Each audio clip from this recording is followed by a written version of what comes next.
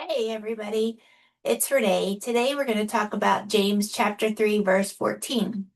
It says, "But if you have bitter jealousy and selfish ambition in your hearts, do not boast and be false to the truth."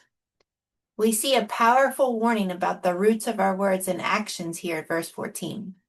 Remember, God is most concerned with what is happening in our hearts.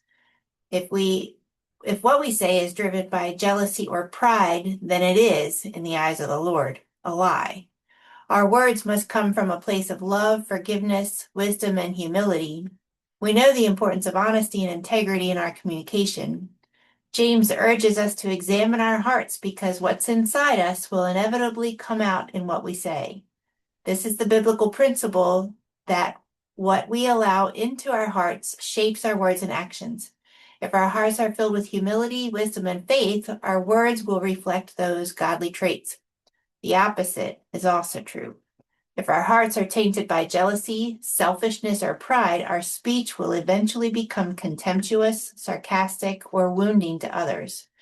If we allow our hearts to harbor unforgiveness, bitterness, or a jealous or competitive spirit, we risk becoming sharp-tongued, cynical, or even mocking of others.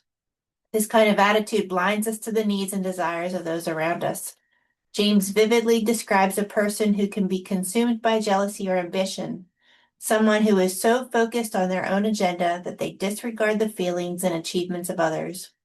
This competitive mindset can lead us to jockey for advantage at the expense of our spouses or our other family members, coworkers, or fellow brothers and sisters in Christ, undermining relationships and fostering an environment of strife. It's a self-seeking ambition that prioritizes personal gain over the well-being of others, leading to outrageously selfish actions that can be damaging to our relationships.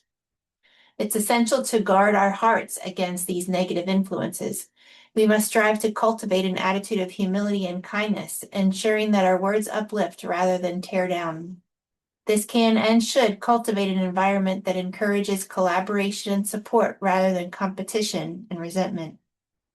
Be aware of what we allow into our hearts.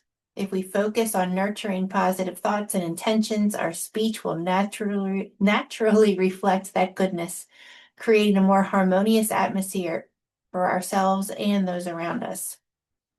So, how does jealousy or selfish ambition affect your relationships with others? In what ways might these feelings lead to conflict or misunderstanding? Think about this today. See you later.